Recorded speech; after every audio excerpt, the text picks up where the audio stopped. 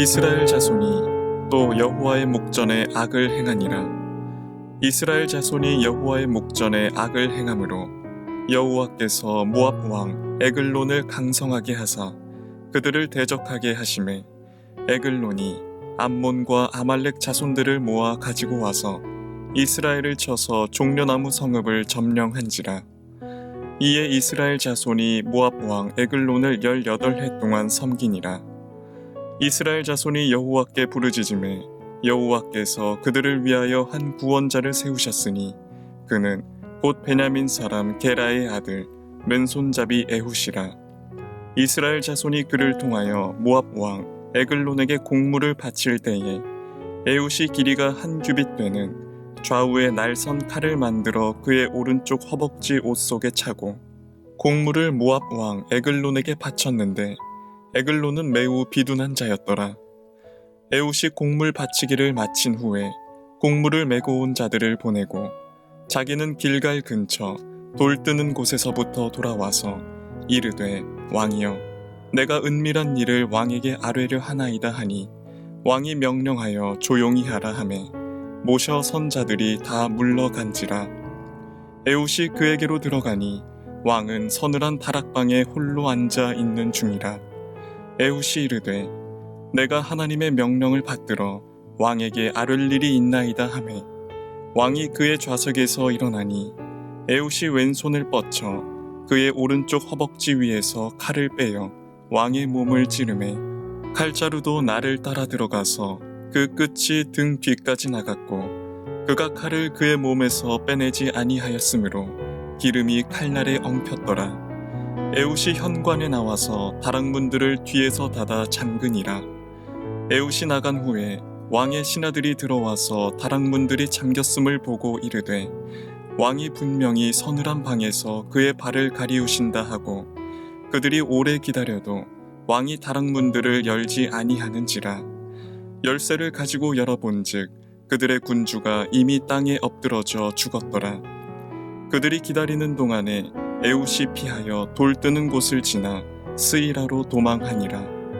그가 이르러 에브라임 산지에서 나팔을 불매 이스라엘 자손이 산지에서 그를 따라 내려오니 에훗이 앞서가며 그들에게 이르되 나를 따르라.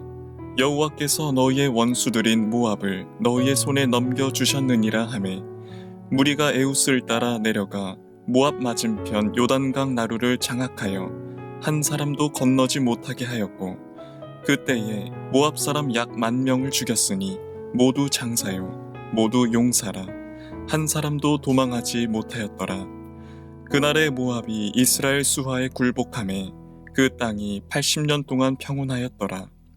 에훗 후에는 아나세 아들 삼갈이 있어 소모는 막대기로 블레셋 사람 600명을 죽였고 그도 이스라엘을 구원하였더라.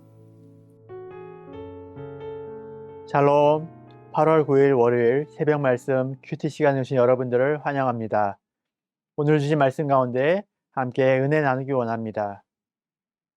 사사기는 이스라엘의 신앙의 사이클의 4단계, 즉 이스라엘이 악을 행하고 하나님의 징계를 받고 하나님께 부르짖고 사사를 통해 구원받는 신앙의 패턴이 계속 반복됩니다. 오늘 본문도 이스라엘 자손이 또 여호와의 목전에 악을 행하니라로 시작합니다. 이것은 이스라엘 백성의 잘못된 신앙의 패턴이 다시 시작되고 있다는 것을 알리는 소제목처럼 들립니다. 이스라엘 백성은 온니엘이 사사로 있던 40년 동안은 평안한 시절을 보냈습니다. 그런데 온니엘이 죽자 그들은 또다시 여호와의 목전에서 악을 행했습니다.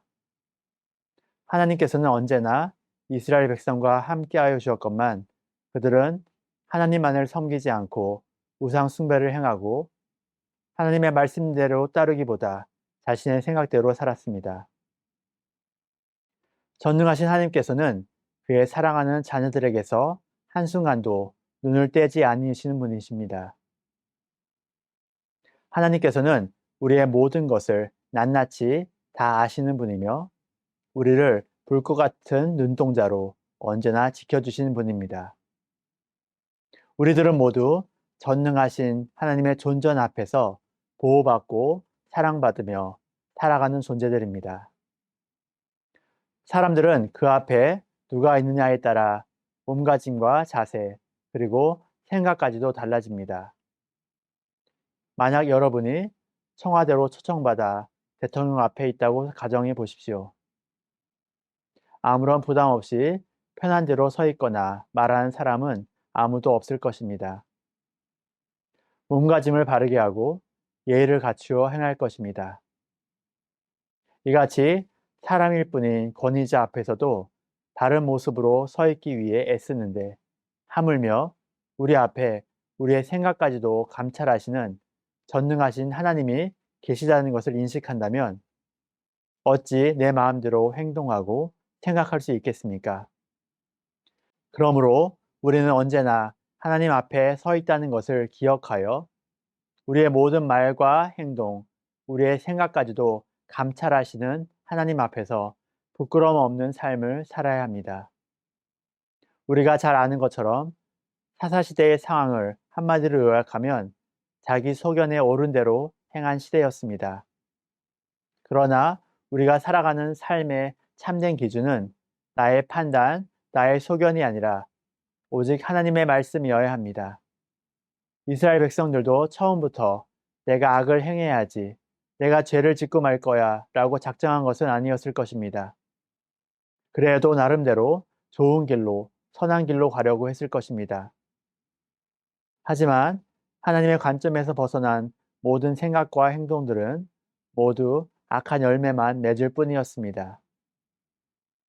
이스라엘 백성들은 하나님을 섬기면서 동시에 세상과도 적당히 타협하며 나름대로 자신들의 유익을 추구하며 살았습니다. 그러다 보니 그들은 계속해서 악한 길로 걸어갈 수밖에 없었습니다. 이것은 비단 이스라엘 백성들만의 문제는 아닙니다. 아무리 신앙생활을 오래 하고 깊이 아는 사람이라 할지라도 말씀을 떠나 자기의 소견에 옳은 대로 살아가게 되면 악에 빠질 수밖에 없고 영적으로 무너져 내릴 수밖에 없습니다. 그러므로 우리는 내 생각, 내 경험, 내 신념을 내려놓아야 합니다. 그리고 오직 하나님의 말씀만을 붙들고 그 말씀에 순종하며 살아가야 합니다. 이스라엘 백성들은 여호와의 말씀을 떠나 여호와의 목전에 악을 행함으로 적국의 속국이 되는 불욕의 역사를 겪어야만 했습니다. 오늘 본문에서도 이스라엘은 하나님의 치심으로 말미암아 무려 18년이라는 긴 세월 동안 에글론을 섬겨야 했습니다. 하나님의 말씀에 따라 살 때에 승리하게 되지만 하나님의 법도를 떠나 악을 행할 때는 쓰라린 아픔과 좌절, 패배만 있는 것입니다. 하지만 여기서 우리는 하나님의 마음을 오해해서는 안 됩니다. 하나님의 치심은 그의 백성을 돌이키시려는 사랑의 징계입니다. 그대로 가다가는 오직 파멸과 심판만 있는 것을 아시기에 은혜의 자리, 구원의 자리로 그분의 자녀들을 이끌고 계신 것입니다. 이스라엘 백성들은 에글론의 통치 아래에서 비참한 삶을 버티고 버티다가 무려 18년이 지나서야 주님께 회개하며 부르짖었습니다. 하나님께서는 이스라엘 백성의 부르짖음을 들으시고 한 구원자를 세우십니다. 하나님께서 구원자로 삼으신 사람은 왼손잡이 에훗이었습니다. 성경에는 왼손잡이로 표현되었지만 그 정확한 뜻은 오른손이 묶여있는, 오른손에 제약이 있다는 것입니다. 즉 에훗은 오른손을 쓸 수 없는 장애를 가진 자로서 이스라엘 백성들로부터 모은 곡물을 모압에 전달해주는 굴욕적인 삶을 살고 있었습니다. 모압 사람들은 오른손에 장애를 가지고 있는 그를 치안상 위험한 인물로 여기지도 않았습니다. 이처럼 사람이 보기에 연약해 보이는 에훗이었지만 하나님께서는 에훗을 들어 쓰셔서 이스라엘을 구원하는 도구로 사용하셨습니다.